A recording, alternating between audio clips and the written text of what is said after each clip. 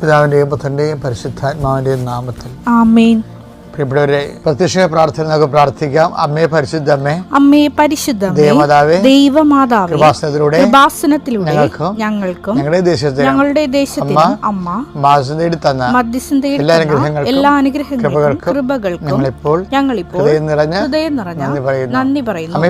അമ്മേ പരിശുദ്ധമേ, ദൈവമാതാവേ, 2004 ഡിസംബർ 7 ഉച്ചകഴിഞ്ഞ് 2:30 കൃപാസനത്തിൽ സംഭവിച്ച അമ്മയുടെ പ്രത്യക്ഷപ്പെടലിനെ തിരുസഭയ്ക്ക് സമർപ്പിച്ചിരിക്കുന്ന പഠനരേഖകളുടെ മേൽ സഭാത്മകമായ പഠനം ആരംഭിക്കുവാൻ ഞങ്ങൾ പ്രാർത്ഥിക്കുന്നു. അമ്മേ പരിശുദ്ധമേ, അമ്മേ പരിശുദ്ധ ഭൂസ്വർലോകങ്ങളുടെ രാജ്ഞിയായ അങ്ങേയ്ക്ക് ഭൗമ സംരക്ഷണത്തിനായി പ്രപഞ്ചപ്രകൃതിയെ തന്നെ തിരുസഭ പ്രതിഷ്ഠിക്കുവാൻ ഈ പ്രത്യക്ഷീകരണം വഴി ഇടയാക്കണമേ.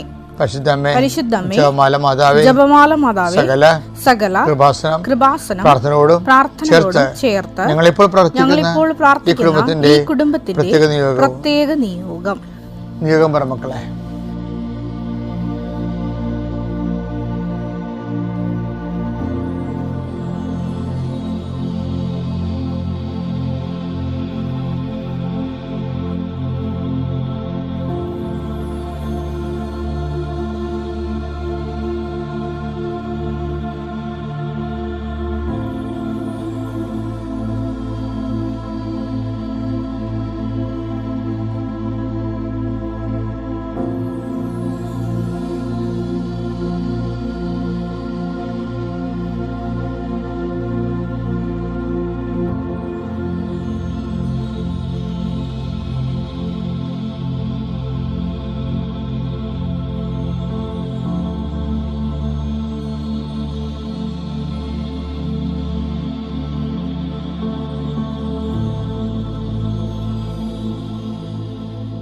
അമ്മയുടെ പ്രത്യക്ഷീകരണത്തിന്റെ അനുഗ്രഹവേളയിൽ ഞങ്ങൾക്ക് സാധിച്ചു തരുവാൻ കനിയണമേ. ആമേൻ. വിശ്വാസ പ്രമാണം. സർവശക്തനായ പിതാവും ആകാശത്തിന്റെയും ഭൂമിയുടെയും സൃഷ്ടാവുമായ ദൈവത്തിൽ ഞാൻ വിശ്വസിക്കുന്നു. അവിടുത്തെ ഏകപുത്രനും ഞങ്ങളുടെ കർത്താവുമായ ഈശോ മിശിഹായിലും ഞാൻ വിശ്വസിക്കുന്നു. ഈ പുത്രൻ പരിശുദ്ധാത്മാവിനാൽ ഗർഭസ്ഥനായി കന്യകാമറിയത്തിൽ നിന്ന് പിറന്ന് പൊന്തിയോസ് പീലാത്തോസിന്റെ കാലത്ത് പീഡകൾ സഹിച്ച് കുരിശിൽ തറയ്ക്കപ്പെട്ട് മരിച്ച് അടക്കപ്പെട്ട് പാതാളങ്ങളിൽ ഇറങ്ങി മരിച്ചവരുടെ ഇടയിൽ നിന്ന് 3-ാം നാൾ ഉയർത്ത് സ്വർഗത്തിലേക്ക് എഴുന്നള്ളി സർവശക്തിയുള്ള പിതാവായ ദൈവത്തിന്റെ വലതുഭാഗത്തിരിക്കുന്നു. അവിടെ നിന്ന് ജീവിക്കുന്നവരെയും മരിച്ചവരെയും വിധിക്കുവാൻ വരുമെന്നും ഞാൻ വിശ്വസിക്കുന്നു. പരിശുദ്ധാത്മാവിലും ഞാൻ വിശ്വസിക്കുന്നു. വിശുദ്ധ കത്തോലിക്കാ സഭയിലും പുണ്യവാന്മാരുടെ ഐക്യത്തിലും പാപങ്ങളുടെ മോചനത്തിലും ശരീരത്തിന്റെ ഉയർപ്പിലും നിത്യമായ ജീവിതത്തിലും ഞാൻ വിശ്വസിക്കുന്നു. ആമേൻ. സ്വർഗ്ഗസ്ഥനായ ഞങ്ങളുടെ പിതാവേ, അങ്ങയുടെ നാമം പൂജിതമാകണമേ. അങ്ങയുടെ രാജ്യം വരണമേ. അങ്ങയുടെ തിരുമനസ് സ്വർഗത്തിലെ പോലെ ഭൂമിയിലും ആകണമേ. അന്നു വേണ്ടുന്ന ആഹാരം ഇന്ന് ഞങ്ങൾക്ക് തരണമേ. ഞങ്ങളോട് തെറ്റ് ചെയ്യുന്നവരോട് ഞങ്ങൾ ക്ഷമിക്കുന്നത് പോലെ ഞങ്ങളുടെ തെറ്റുകൾ ഞങ്ങളോടും ക്ഷമിക്കണമേ. ഞങ്ങളെ പ്രലോഭനത്തിൽ ഉൾപ്പെടുത്തരുതേ, തിന്മയിൽ ഞങ്ങൾ രക്ഷിക്കണമേ. ആമേൻ. നന്മ നിറഞ്ഞ മറിയമേ, സ്വസ്തി. കർത്താവ് അങ്ങയുടെ കൂടെ സ്ത്രീകളിൽ അങ്ങ് അനുഗ്രഹിക്കപ്പെട്ടവളാകുന്നു. അങ്ങയുടെ ഉദരത്തിൻ ഫലമായി ഈശോ അനുഗ്രഹിക്കപ്പെട്ടവനാകുന്നു. പരിശുദ്ധ മറിയമേ, തമ്പുരാന്റെ അമ്മേ, പാപികളായ ഞങ്ങൾക്ക് വേണ്ടി ഇപ്പോഴും ഞങ്ങളുടെ മരണസമയത്തും തമ്പുരാനോട് അപേക്ഷിക്കണമേ. ആമേൻ. കർത്താവേ, നിന്റെ ഉന്നതമായ നാമത്തിന് സ്തോത്രം ചെയ്യുന്നു. കർത്താവേ, നിന്റെ വിശുദ്ധ പൗരോഹിത്യത്തെ മഹത്വപ്പെടുത്തണമേ. കർത്താവേ, സഭയിലുള്ള സാന്നിധ്യം പ്രകടമാക്കണമേ. 39 വർഷം ഞാൻ അർപ്പിച്ച കുർബാനയുടെ യോഗ്യതയാൽ കൃപാസന അൾത്താരെ ജീവനോടെ പ്രത്യക്ഷപ്പെട്ട പരിശുദ്ധ അമ്മയുടെ മാധ്യസ്ഥതയിൽ ഈ അൾത്താറയിൽ നടന്ന 10,000-കണക്കിന് ആരാധന ശക്തിയാൽ അങ്ങയുടെ നാമത്തിൽ അങ്ങയുടെ മക്കളെ ആശീർവദിക്കണമേ എന്ന് പ്രാർത്ഥിക്കുന്നു. കർത്താവ്, രാത്രി പോലും പണി ചെയ്തിട്ടും ഓവർ ടൈം ചെയ്തിട്ടും കുടുംബം പോറ്റാൻ പറ്റാതെ കടങ്ങളിൽ വിഷമിക്കുന്നവരെ പണിയോട് പണി ചെയ്യാൻ വേണ്ടി മാത്രമാണ് ഒരു ജീവിതം എന്ന് തോന്നുന്ന രീതിയിൽ ഇനി എന്ത് ചെയ്താൽ കടങ്ങൾ പരിഹരിക്കുമെന്നറിയാതെ നിസ്സഹായമായി നിൽക്കുന്നവരുണ്ട്. ഈശോയെ, അവരെ സന്ധിക്കണമേ എന്ന് പ്രാർത്ഥിക്കുന്നു. അവർക്ക് പുതിയൊരു ജീവിതം നൽകി കർത്താവ് അവിടെ വഴി പോയി തിരിച്ചു വിടണമെന്ന് പ്രാർത്ഥിക്കുന്നു. കാണാത്ത കാലം കെട്ടപ്പെട്ട് കിടക്കുന്നവരെ മേൽഗതിക്ക് മാർഗമില്ലാതെ വിഷമിക്കുന്നവരെ, അവർ ചുറ്റിത്തിരിയുന്ന ആ വിഷ്യ സർക്കിളിൽ നിന്ന്, വിഷമവൃത്തത്തിൽ നിന്ന് അവരെ വീണ്ടെടുക്കണമേ എന്ന് പ്രാർത്ഥിക്കുന്നു കർത്താവേ. തങ്ങളുടെ ജീവിതം അവസാനിച്ചു പോയെന്ന് ചിന്തിച്ചുകൊണ്ട് ഇനി ഇങ്ങനെ അങ്ങോട്ട് പോട്ടെ, പോയി മരിക്കട്ടെ, പോയി തൊലയട്ടെ എന്ന് നിരാശയോടെ മദ്യപിച്ച് ലഹരി പദാർത്ഥങ്ങൾ ഉപയോഗിച്ചുകൊണ്ടും തന്നെ നശിപ്പിച്ചുകൊണ്ട് നിശബ്ദമായ ആത്മഹത്യയിലേക്ക് പോകുന്ന ആൾക്കാരെ കർത്താവേ, അവരെ വീണ്ടെടുക്കാൻ അങ്ങേക്ക് മാത്രമേ കഴിയൂ. അവർക്കെല്ലാം ഈ പ്രാർത്ഥന കൊണ്ട്, ഈ പ്രാർത്ഥന അവർ കേൾക്കുന്നുണ്ടെങ്കിൽ അവർക്കൊരു പുതിയ ജീവിതത്തിലൂടെ ലഭിക്കാൻ ദൈവത്തിൻ്റെ പ്രത്യേകമായി ഇടപെടലുണ്ടാകണം പ്രാർത്ഥിക്കുന്നു. കുഞ്ഞുമക്കളെ സംബന്ധിച്ച് പ്രാർത്ഥിക്കുന്നു, മുല കുടിക്കുന്ന കുഞ്ഞുങ്ങളെ സംബന്ധിച്ച് പ്രാർത്ഥിക്കുന്നു, അവരുടെ രോഗങ്ങളെ സംബന്ധിച്ച് പ്രാർത്ഥിക്കുന്നു, ഗർഭിണികളെ സംബന്ധിച്ച് പ്രാർത്ഥിക്കുന്നു, ഗർഭിണികളുടെ ഉദരത്തിലുണ്ടാകുന്ന കുഞ്ഞിൻ്റെ വളർച്ചയെക്കുറിച്ച് പ്രാർത്ഥിക്കുന്നു. വളർച്ച മുട്ടിപ്പോയിട്ടുള്ള കുഞ്ഞുങ്ങൾ, ഗർഭാശയ സിസ്റ്റുള്ളവർ, ഗർഭാശയത്തിൽ ക്യാൻസർ ഉള്ളവർ, ഉദരാശയ ക്യാൻസർ, ആമാശയ ക്യാൻസർ, കുടലിൻ്റെ കുരുക്ക്, അൾസർ, അരിസസ് രോഗങ്ങൾ, ആന്തരിക രോഗങ്ങളെ സമർപ്പിച്ച് പ്രാർത്ഥിക്കുന്നു. ബ്രെയിനിൽ കർത്താവ് സിസ്റ്റുള്ളവർ, ബ്രെയിൻ ഹെമറേജ് സംഭവിച്ചവർ, ഹൃദയത്തിന് കർത്താവ് സ്റ്റോപ്പ് വന്നതെന്ന്, അവർക്ക് ഹൃദയത്തിന് ശ്വാസതടസ്സം ഉണ്ടായിരുന്നവർ, ഹൃദയത്തിന് ഒരു അറ്റാക്ക് കഴിഞ്ഞ ശേഷം പിന്നെ ജീവിതം തന്നെ മാറി മറിഞ്ഞു പോയെന്ന് വിചാരിച്ചതിന് വിഷമത്തിലിരിക്കുന്നവർ, അവർക്ക് ജോലിക്ക് പോകാൻ പറ്റുന്ന രീതിയിൽ അവരെ ആരോഗ്യം വീണ്ടെടുത്തതായിട്ട് അവരെ ബോധ്യപ്പെടുത്താൻ പ്രാർത്ഥിക്കുന്നു. സാമ്പത്തിക ക്ലേശങ്ങളുള്ളവർ, ഒരു യാത്ര ചെയ്യുന്നതിന് പോലും ഇനി മനസ്സില്ല, പേടിയായിട്ട് എന്തെങ്കിലും സംഭവിച്ചതിൻ്റെ പേരിൽ സമൂഹത്തെ പേടി, ലോകത്തെ പേടി, പോലീസിനെ പേടി, വക്കീലിനെ പേടി, അങ്ങനെ കുറേ മനുഷ്യന്മാരെ പേടിച്ച് ജീവിക്കുന്നവരെ കർത്താവെ, അവരെല്ലാം സാക്ഷികൾ പ്രാർത്ഥിക്കുന്നു. ഒരു കൊലപാതകവും മരണവും സംഭവിച്ചതിൻ്റെ പേരിൽ പിന്നീട് പല വർഷം കഴിഞ്ഞിട്ട് പോലും ആ കുടുംബത്തിന് ഗതി കിട്ടാതെ നിൽക്കുന്ന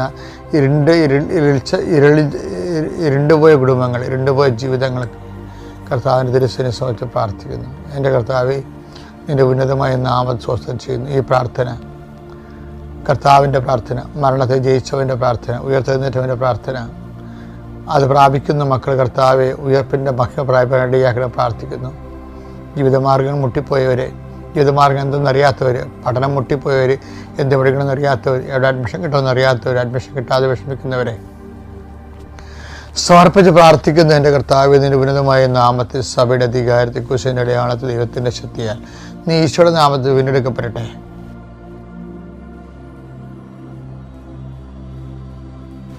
ഈ ഉടമ്പടി ധ്യാനത്തിൻ്റെ അതാത് ദിവസങ്ങളിലുള്ള ഒരു ഹ്രസ്വ സൂത്രവാക്യങ്ങളാണ് പലപ്പോഴും ജീവിതത്തെ മേൽഗതി ലഭിക്കുന്നതിന് വേണ്ടി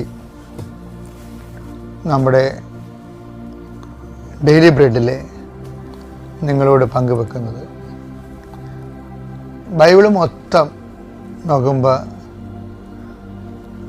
ബൈബിളിനെ വിളിക്കുന്ന പേര് ഉടമ്പടി പുസ്തകം എന്നാണ്. ബൈബിള് തന്നെ ഒരു ഉടമ്പടി പുസ്തകമാണ്. 2 രാജാക്കന്മാർ 23:3 എഴുതുക. സ്തംഭത്തിന് സമീപം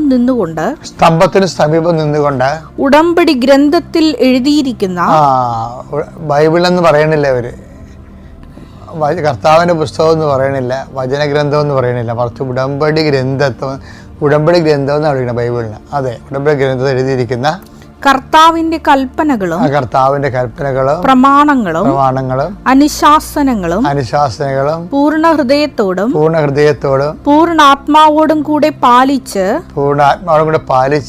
അവിടുത്തെ പിന്തുടർന്നു കൊള്ളാമെന്ന് രാജാവ് കർത്താവുമായി ഉടമ്പടി ചെയ്തു. അത്രയേ ഉള്ളൂ. ഉടമ്പടി അത്രയേ ഉള്ളൂ. എന്താണ്? ദൈവത്തിന്റെ വചനങ്ങൾ അനുസരിച്ച് ജീവിച്ചു കൊള്ളാവുന്നു.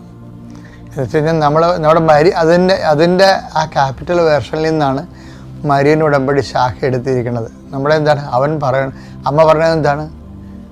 ഇല്ലായ്മകൾ പരിഹരിക്കാൻ അവൻ പറയണ പോലെ ചെയ്യുക, കർത്താവിൻ്റെ കൽപ്പന പ്രമാണങ്ങൾ അനുസരിക്കുക എന്നാണ് എൻ്റെ അർത്ഥം. അതിൻ്റെ ഓരോരോ പ്രാദേശികമായ വിഷയങ്ങളിൽ പ്രാദേശികമായ രീതിയിൽ അത് നമ്മൾ പരിഹരിച്ചും അനുവർത്തിച്ചും പോകും. ബൈബിൾ എന്താണ്? ഉടമ്പടി പുസ്തകമാണ്. പുറപ്പാട് 24:7-8 എടുത്തേ. അനന്തരം ഉടമ്പടി ഗ്രന്ഥം എടുത്ത് അവിടെ കണ്ട പുറപ്പാട് 24 പറയണത് എന്താണ്? ഉടമ്പടി ഗ്രന്ഥം എടുത്ത് ജനങ്ങൾ കേൾക്കെ വായിച്ചു. ബൈബിൾ എന്നല്ല പറയണത്, ഉടമ്പടി ഗ്രന്ഥം എന്ന് പറയണത്. കാര്യം ഈ ബൈബിളിൽ മൊത്തം ഉടമ്പടിയുടെ ഫോർമാറ്റിലാണ് എഴുതിയിരിക്കുന്നത്. എന്തിനാണത്? ഈ പ്രവാചകന്മാർ വന്നതും പോയതും എല്ലാം എന്തിനാണ്? ജനങ്ങൾ ഉടമ്പടി പാലിക്കുന്നുണ്ടോ? ഉടമ്പടി പാലിക്കുന്നുണ്ടോ വെച്ചാൽ ഉടമ്പടി എന്തൊക്കെ വേണം? ഉടമ്പടി 3 കാര്യങ്ങൾ വേണം. എന്തൊക്കെ വേണം? ഫെയ്ത്ത്ഫുൾനെസ് വേണം, ദൈവത്തോട് വിശ്വസ്തത വേണം, പിന്നെ എന്ത് വേണം? ഒബീഡിയൻസ് വേണം, അനുസരണ വേണം. അപ്പം വിശ്വസ്തത, അനുസരണ, പിന്നെ എന്താ വേണ്ടത്? അതുപോലെ തന്നെ റിലേഷൻഷിപ്പ്, ദൈവമായിട്ടുള്ള ബന്ധം. ഇത്രയും കാര്യങ്ങളാണ് ഉടമ്പടി കാതൽ. അപ്പോൾ ഫെയ്ത്ത്ഫുൾനെസ് വേണം, ഒബീഡിയൻസ് വേണം, റിലേഷൻഷിപ്പ് വേണം. അതായത് വിശ്വസ്തത വേണം, അനുസരണ വേണം, അതുപോലെ തന്നെ ദൈവത്തോട് ബന്ധം വേണം. അതിന് ആണ് നമ്മൾ ഉടമ്പടിയുടെ ഓരോ ഫോർമുല നമ്മൾ അത് ആക്ടിവേഷൻ പ്രിൻസിപ്പിളിൽ അവൻ പറയണ പോലെ ചെയ്യുന്നതിൽ ഓരോ കാര്യങ്ങൾ അടയാളപ്പെടുത്തിയിരിക്കുന്നത്. അപ്പോൾ നിങ്ങൾ ഉപ്പ് ഉപയോഗിക്കണമെന്ന് പറഞ്ഞ ഉടമ്പടിയിൽ ആ ബൈബിളിലൂടെ ഉപ്പ് ഉള്ളതാ, ഉപ്പ് ഉപയോഗിക്കുന്നതാണ്. അതിന് വിശ്വാസ പ്രയോഗമെന്ന് പറയും. വിശ്വാസം തന്നെ വിശ്വാസികൾ പ്രാർത്ഥിക്കാം, വിശ്വാസം പ്രഖ്യാപിക്കാം, വിശ്വാസം പ്രയോഗിക്കാം. അപ്പോൾ നിങ്ങൾ ഇത് അതുകൊണ്ടാണ് ഞാൻ വിശ്വാസ പ്രമാണം ചെല്ലിക്കുക വേണം ഉടമ്പടി ഉപയോഗിക്കുക എന്ന് പറഞ്ഞതിൻ്റെ കാരണം വിശ്വാസത്തെ പ്രഖ്യാപിക്കണത് ആ പ്രയോഗത്തിലൂടെ നടക്കുന്നത് പ്രഖ്യാപനമാണ്.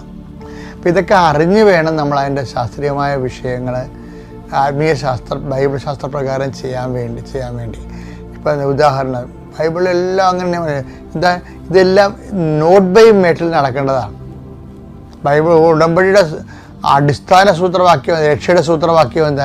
രക്ഷ മനുഷ്യരാശി പ്രാപിക്കുന്നതിന് വേണ്ടിയാണല്ലോ ദൈവം ഉടമ്പടി കൊണ്ടുവന്നത്. അപ്പോൾ രക്ഷയുടെ അടിസ്ഥാന സൂത്രവാക്യം എന്താ? Not by merit but by grace. അത് എഫെസ്യർ 2:8 നിൻ്റെ കഴിവല്ല എൻ്റെ കൃപയെന്ന്. അപ്പം എൻ്റെ കൃപയെന്നുള്ള വിഷയം നമ്മുടെ കഴിവ് 0 മാറുമ്പോഴും അപ്രസ്തുതമാകുമ്പോഴും അത് അപര്യാപ്തം, കഴിവുകൾ അപര്യാപ്തമായി വരുമ്പോഴാണ് ശരിക്കും ഉടമ്പടി ആവശ്യമായി വരണത്.